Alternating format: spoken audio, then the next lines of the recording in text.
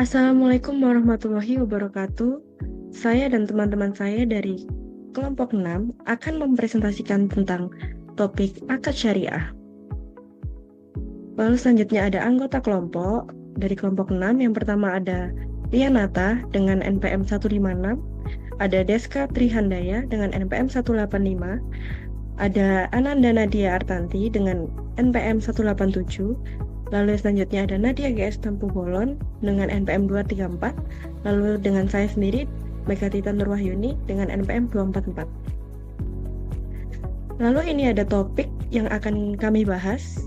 Yang pertama ada pengertian akad dalam konteks hukum ekonomi syariah.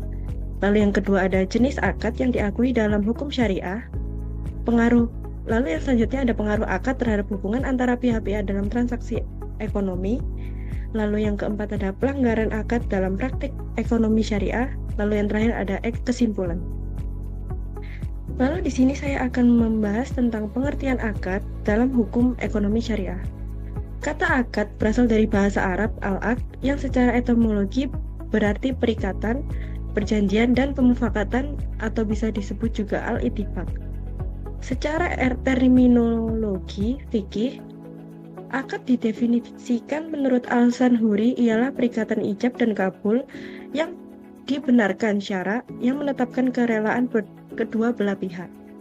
Sedangkan menurut Hasbi Asy-Syidik, akad ialah pertalian ijab atau pernyataan melakukan ikatan dan qabul atau pernyataan penerimaan ikatan sesuai dengan kehendak syariat yang berpengaruh pada objek perikatan. Baik, di sini saya akan melanjutkan pembahasan dari rekan saya sebelumnya. Saya Nadia dan saya akan menjelaskan mengenai jenis akad yang diakui dalam ekonomi syariah. Di sini dapat dilihat bahwa terdapat kurang lebih ada 15 jenis akad. Mari kita simak dan membahas satu persatu akad tersebut. Baik, yang pertama ada akad wadiah. Wadiah ini merupakan akad terkait titipan atau akad penitipan barang di mana kedua belah pihak, yaitu pihak yang mempunyai barang dan pihak yang diberi kepercayaan dengan tujuan untuk menjaga keselamatan atas barang atau uang tersebut. Nah, wadiah di sini terbagi menjadi dua, yaitu wadiayat al-amanah dan wadiayat al-damanah, di mana yang al-amanah ini barang yang dititipkan tidak dapat dimanfaatkan oleh penerima, sedangkan al-damanah barang yang dititipkan dapat dipergunakan oleh penerima. Selanjutnya ada akad mudharabah, di mana akad mudharabah ini merupakan akad kerjasama yang dilakukan oleh pemilik modal dan pengelola modal dengan kesepakatan tertentu. Kemudian ada akad mudharabah muqayyadah, di mana akad kerjasama ini merupakan akad yang dilakukan oleh pemilik modal dan pengelola modal, namun terdapat ketentuan mengenai objek usaha yang ditentukan oleh pemilik modal tersebut. Selanjutnya ada akad musyarakah, di mana tetap akad kerjasama, namun masing-masing pemilik modal menyertakan modal sesuai kesepakatan dan usaha tersebut akan dikelola oleh salah satu dari pemilik modal tersebut dengan bantuan pihak ketiga, yaitu pegawai.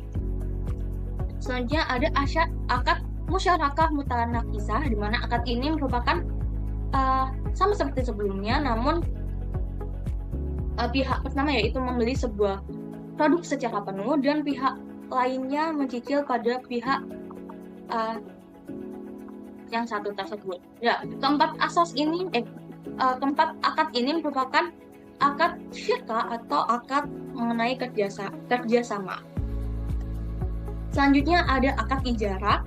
Akad ijarah merupakan akad sewa menyewa, di mana pihak penyewa membayar pada pemilik produk, namun produk tersebut dipinjam tanpa memindahkan kepemilikan barang tersebut. Berbeda halnya dengan akad ijarah muntahiyah bitamlik, merupakan akad di mana penyewa membayarkan sejumlah dana sama seperti sebelumnya, namun penyewa dapat mengambil opsi pemindahan hak milik produk tersebut pada akhir transaksi.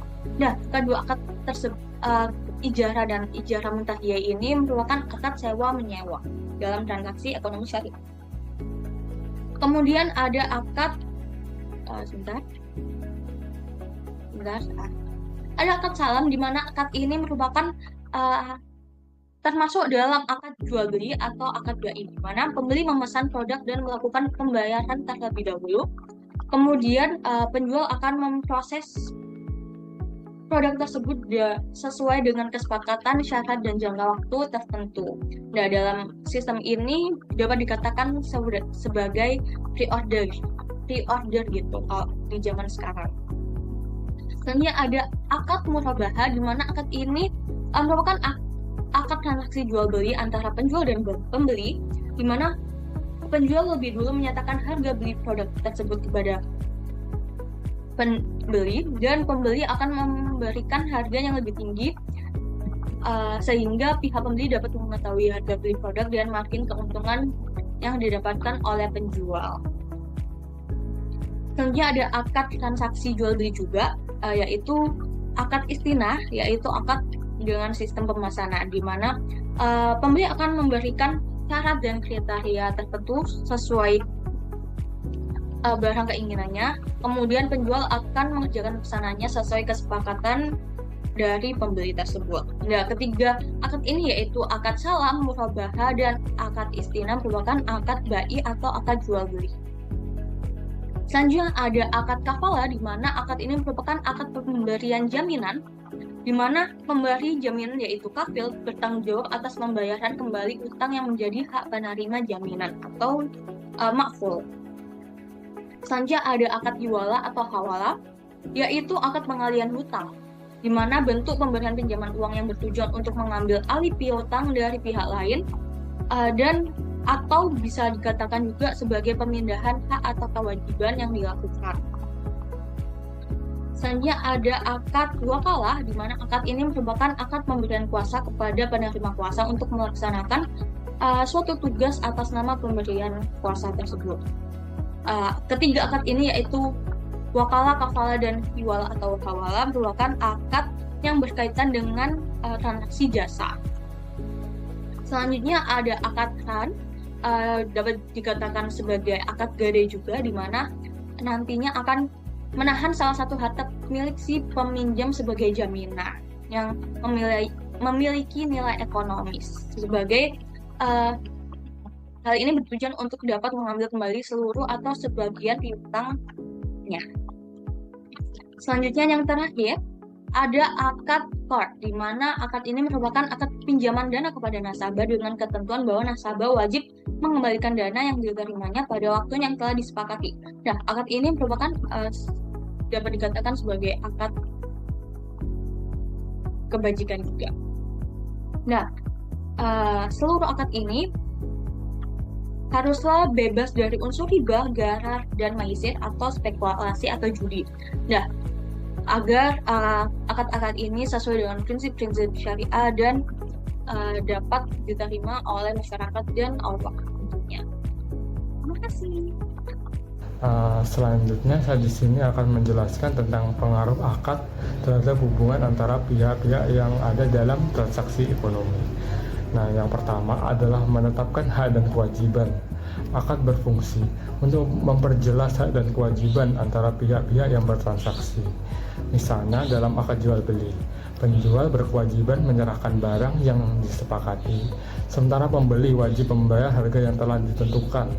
Dengan adanya akad, tidak akan ada kerugian tentang apa yang harus dilakukan oleh masing-masing pihak. Ini mencegah perselisihan yang mungkin timbul di kemudian hari.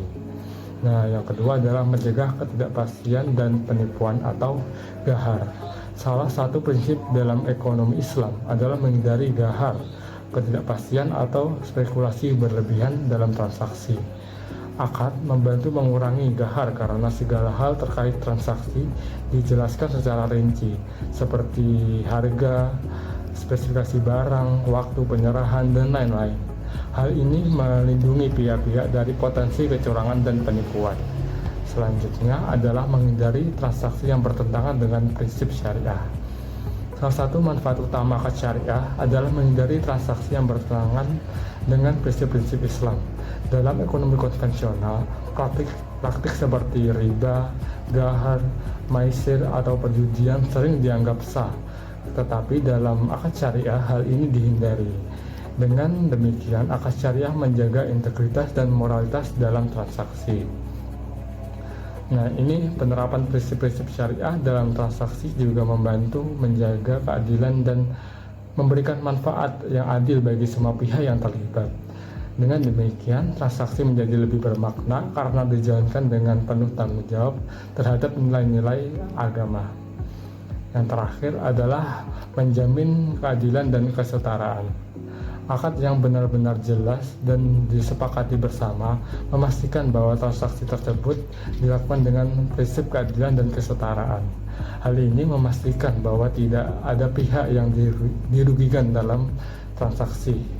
Dalam Islam, akad yang tidak adil, misalnya merugikan suatu pihak secara tidak wajar, ini dianggap tidak sah.